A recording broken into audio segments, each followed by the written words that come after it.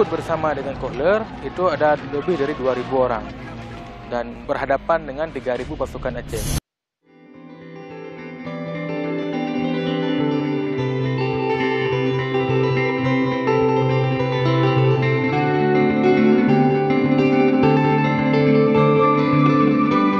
Oke teman-teman, Assalamualaikum warahmatullahi wabarakatuh. Selamat datang di Cahyo Tri Channel. Terima kasih untuk kalian yang udah klik video ini. Jumpa lagi bersama aku Cahyo di konten reaction video ya. Gimana kabar kalian teman-teman? Sehat-sehat aja ya. Gimana aktivitasnya? Lancar juga kan ya. Semoga rezekinya juga lancar ya teman-teman. Aku doain ya, amin. Nah, kali ini aku mau reaction ya video. Ini yang judulnya Perlawanan Panjang Rakyat Aceh ya. Strategi rakyat Aceh menaklukkan Belanda ya. Jadi seperti yang kita tahu teman-teman ya, yang kalian udah tahu sejarahnya, jika Aceh tidak takluk kepada Belanda ya teman-teman ya. Jadi memang Belanda menjajah tuh ya dari ujung ke ujung ya Indonesia, tapi hanya Aceh yang tidak mau tunduk dan tidak mau takluk kepada Belanda. Nah, apa aja nih strateginya, gimana ya ini sejarahnya teman-teman. Aku mau nonton videonya nih, ini ya seru nih ya, patut kalian tahu ya teman-teman. Untuk kalian generasi muda ya, terutama yang belum tahu, mari kita nonton video ini bareng aku ya. Aku juga belum nonton ini videonya, mari kita reaction sama-sama. Gimana reaction aku dan gimana reaction kalian, check it out. Yuk mari kita belajar sejarah, let's play.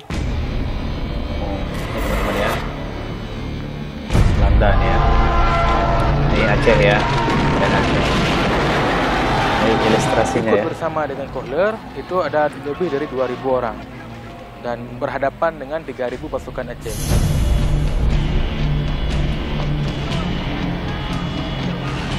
Kalau misalnya Keren ya. ada sejarah ya. sebuah kepercayaan yang diberikan akhirnya dikhianati, itu ditamsilkan ibarat seperti panglima timbang. Perlawanan Panjang Rakyat Aceh. Nonton sampai selesai ya, jangan nggak gagal paham ya teman-teman.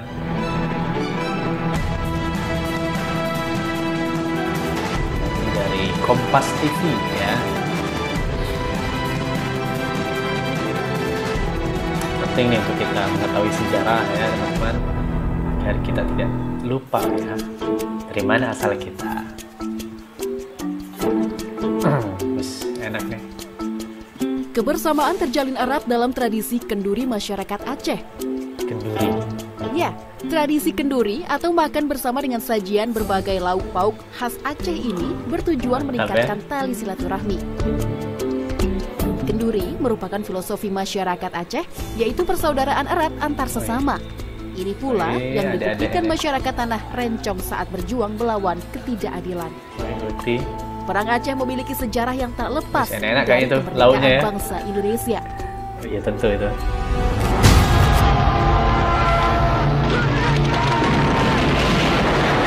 Ini sumber film Cut Nyak Dien.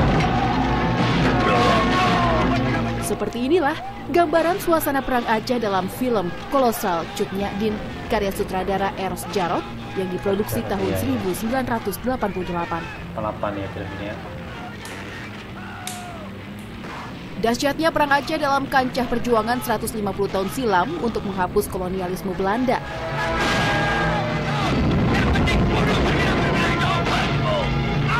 Banyak penghargaan film ini ya. Perang Aceh adalah perang terlama di Nusantara dalam melawan kolonialisme. Diplomasi adalah kunci penting bagi Kesultanan Aceh untuk menjalin kerjasama dengan bangsa asing.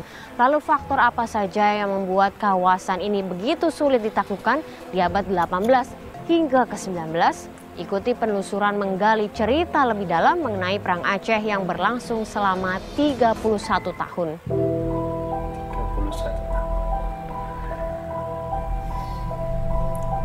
Komplek pemakaman Kerkhof Pecut di Kota Banda Aceh yang terletak di belakang Museum Tsunami adalah saksi bisu pertumpahan darah Perang Aceh dengan Belanda. Museum Tsunami ya. Nama-nama korban dipahat tepat di pintu masuk menuju makam ini. Kerkhof atau kuburan dalam bahasa Belanda berdiri pada tahun 1873. Sedangkan nama Pecut berasal dari nama anak Sultan Iskandar Muda yang bermakna Pangeran Muda. Kerkhoff Pecut menjadi salah satu makam militer terluas di dunia dengan luas lahan sekitar 3,5 hektar. Terdapat lebih dari 2.000 nisan korban perang Aceh 1,5 abad lalu. Dan inilah makam penting di Kerkhoff Pecut. Ialah pemimpin pertama perang Aceh, Jenderal Johan Herman Rudolf Kohler, yang mendarat bersama 4.000 pasukannya pada 6 April 1873 untuk menjajah rakyat Aceh dengan menyerang Masjid Raya. Bang Maskur, Kohler ini saat memulai perang Aceh dibantu dengan siapa saja, dan kalau kita lihat ya bahwa banyak sekali nama-nama yang terpampang di depan. Siapa mereka? Ikut bersama dengan Kohler itu ada lebih dari 2.000 orang dan berhadapan dengan 3.000 pasukan Aceh. Dan sebagian daripada mereka itu kemudian mati dalam peperangan di hari pertama, kedua, dan ketiga sampai di hari keempat. Sebagian besarnya dimakamkan di sini, di komplek pemakaman Kerkhoff Pecut. Dan kalau kita melihat nama-nama yang diukir pada monumen makam dan tokoh-tokoh yang dimakamkan di sini itu adalah sebagian besarnya adalah orang-orang Belanda, perwira, dan bahkan jenderal-jenderal yang berasal dari Belanda. Ada Jenderal Kohler, Jenderal Pel.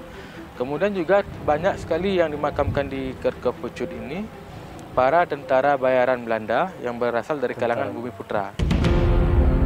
Penyebab perang Aceh diawali pada tahun 1871 ketika kerajaan Belanda dan Inggris menandatangani Traktat Sumatera yang menyatakan bahwa Belanda bebas memperluas kekuasaannya di seluruh Sumatera. Ini merupakan ancaman serius bagi Kesultanan Aceh Darussalam sebagai bangsa yang berdaulat. Tercatat, pendaratan pertama Kohler adalah atas perintah Gubernur Jenderal Hindia Belanda, James Loudon.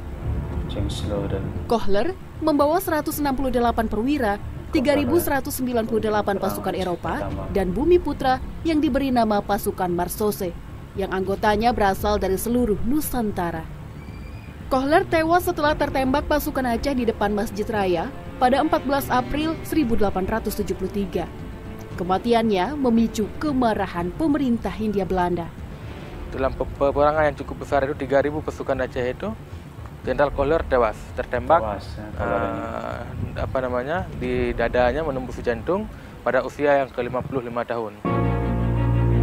Nisan Kohler terbilang unik dan megah. Simbol-simbol kebesaran perang melekat menemani sang jenderal perang. Meski Kohler dikenal cerdas, namun perkiraannya menaklukkan Aceh akan mendapat jalan mulus ternyata keliru.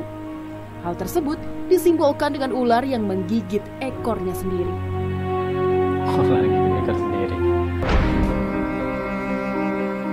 Perang Aceh atau yang disebut sebagai Perang Kompeni dan Perang Sabi menghabiskan dana 16 juta gulden atau setara dengan 6 triliun rupiah pada saat ini. Sedangkan biaya tahun 1875 naik menjadi 9,5 juta gulden yang setara dengan 9 triliun rupiah.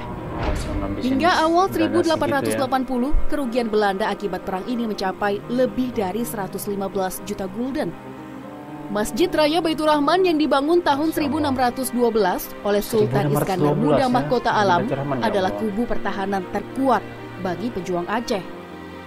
Menilik sejarah perang Aceh lebih dalam, saya dan Maskur, anggota Masyarakat Peduli Sejarah Aceh, melanjutkan perjalanan menuju tempat kejadian tertembaknya Jenderal Kohler. 14 April 1873, Jenderal Kohler, pemimpin berkebangsaan Belanda yang memimpin ekspedisi pertama Perang Aceh, tewas tertembak. Lokasinya adalah tepat di bawah pohon ini. Dan pohon ini juga persis di depan Masjid Baitur Rahman.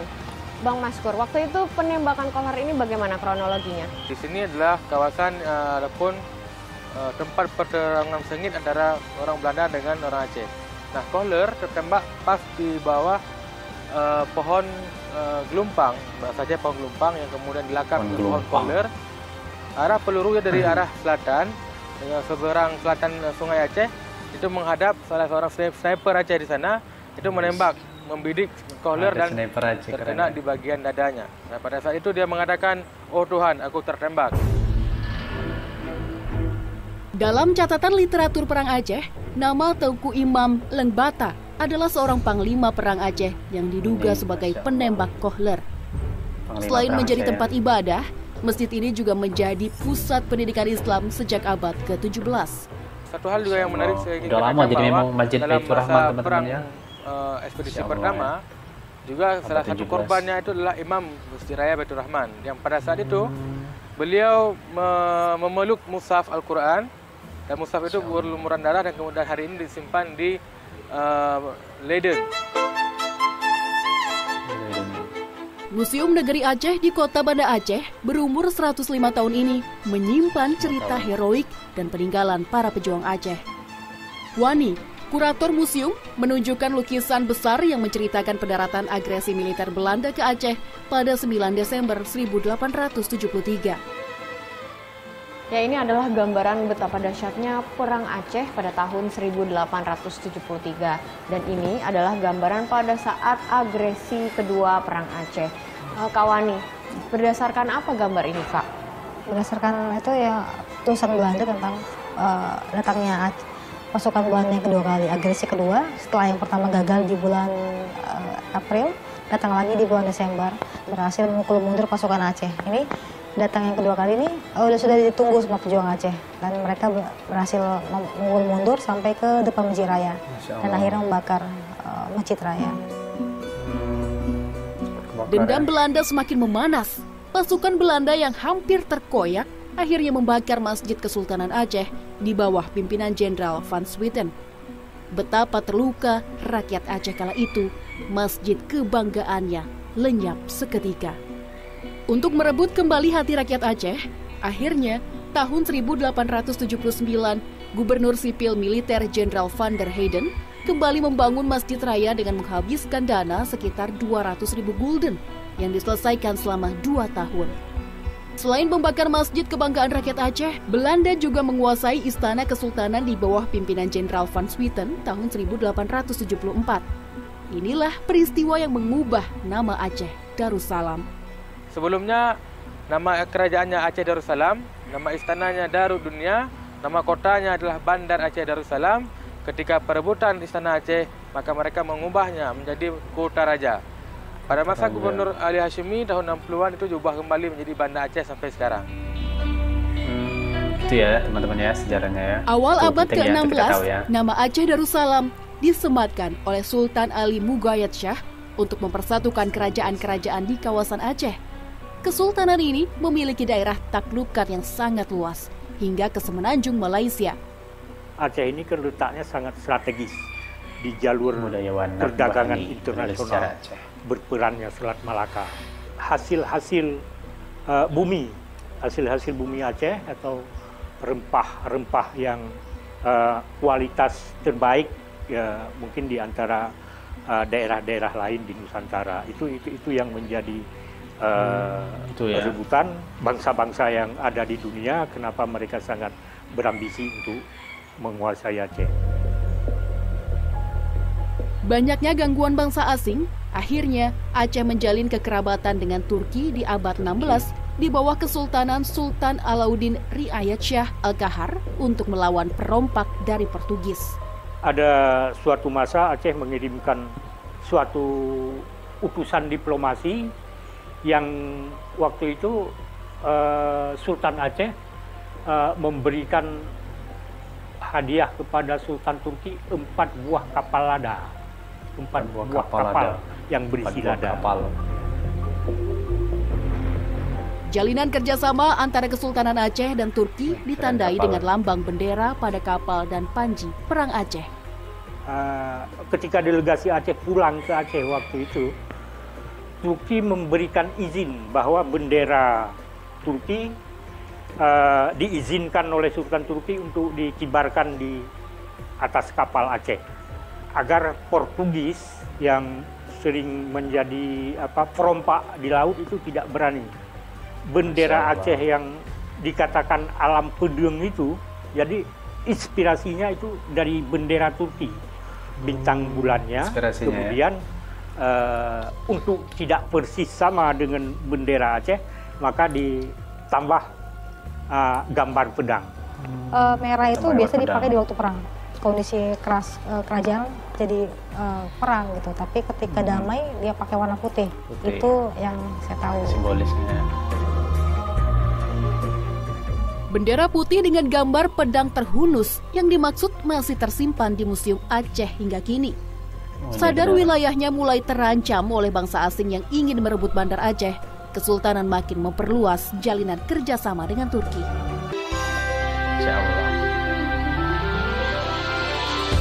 Bandar Aceh Darussalam dikenal oleh bangsa asing sebagai kesultanan kuat di kawasan Asia Tenggara.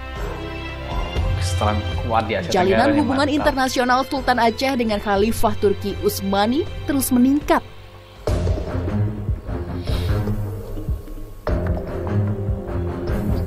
Masykur, pendiri museum yang telah meneliti sejumlah surat dan dokumentasi, mengungkapkan 20 tahun sebelum terjadinya Perang Aceh tahun 1873, Sultan Mansur Shah mengirim seorang diplomat bernama Muhammad Quds Saiful Alam Shah menghadap Sultan Abdul Majid Khalifah Turki Utsmani. Pengiriman Muhammad Quds Saiful Alam Shah sebagai seorang diplomat Sultan Mansur ke Turki Utsmani setelah beliau ke Hijaz di Mekah dan kemudian mengelilingi negeri-negeri di Eropa, ke Perancis dan sebagainya, yang Sultan Mansur meminta kepada seluruh pemimpin-pemimpin itu untuk menanggung biaya yang dikeluarkan dalam pengiriman diplomat beliau, yang itu akan diganti kemudian untuk mengumpulkan dukungan dan kekuatan kepada Aceh. Masykur menambahkan, di abad ke-16 Bandar Aceh memiliki daerah kekuasaan mencapai 24.000 pulau, sedangkan kini wilayah NKRI hanya mencapai 17.000 pulau.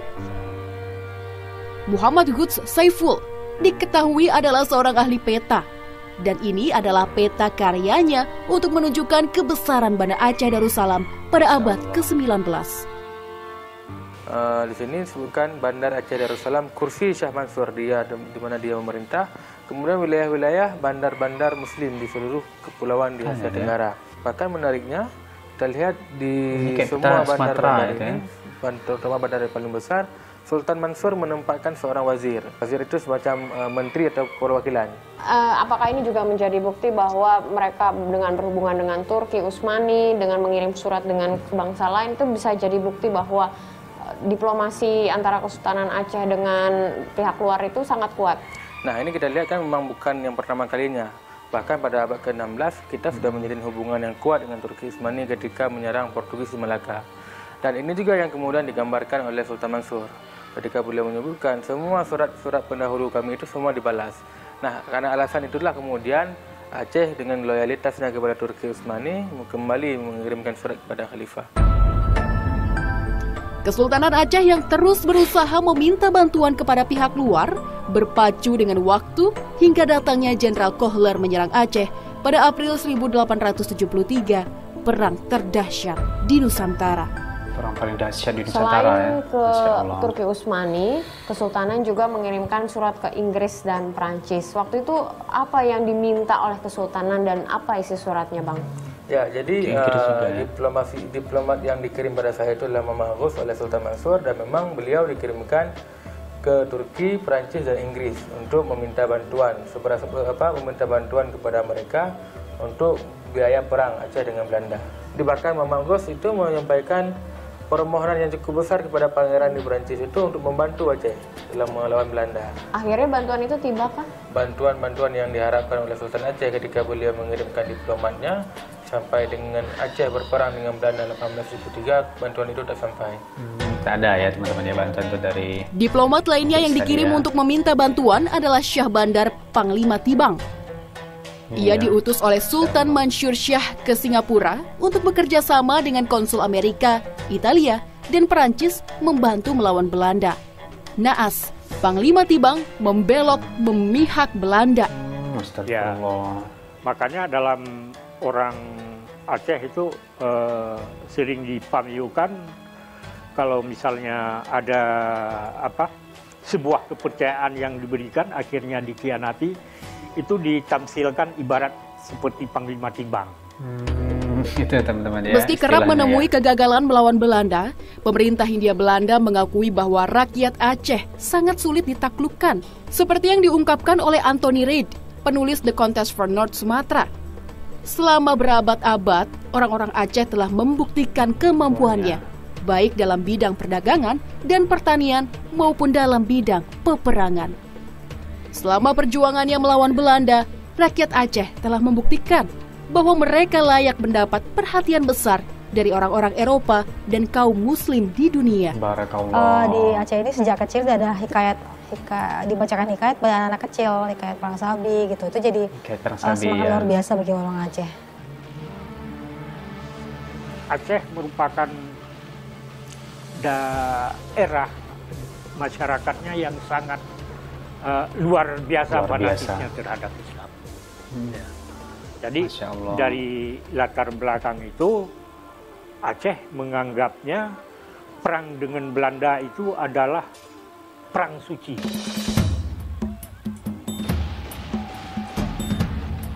Setelah fase perang di akhir tahun 1800 berakhir, peperangan terus berlanjut. Hubungan diplomasi kesultanan mengalami kegagalan dan politik adu domba Belanda digencarkan terus-menerus. Namun, para pejuang terus melebarkan sayap di seluruh pelosok hingga Jepang datang pada tahun 1942. Ya, inilah kronik terbesar dalam sejarah Indonesia dalam menaklukkan kolonialisme dan imperialisme di tanah air. Masya Allah.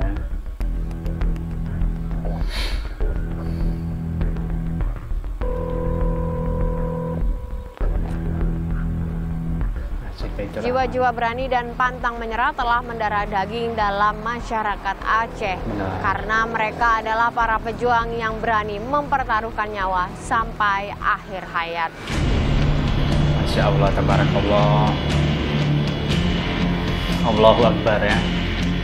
Keren emang ya. Rakyat Aceh. Udah habis ini teman-teman ya videonya ya.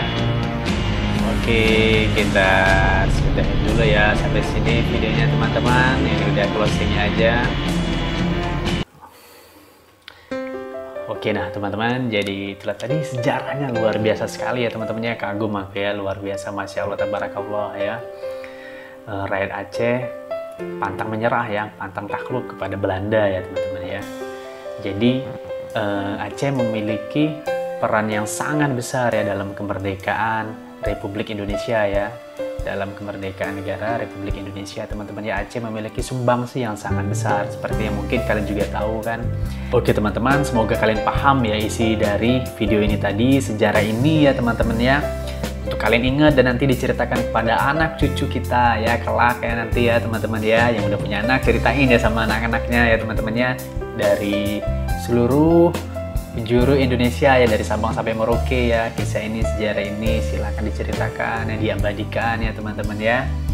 Untuk kita ingat ya perjuangan rakyat Aceh. Terima kasih ya untuk mempertahankan negeri ini ya dari jajahan Belanda ya teman-teman ya.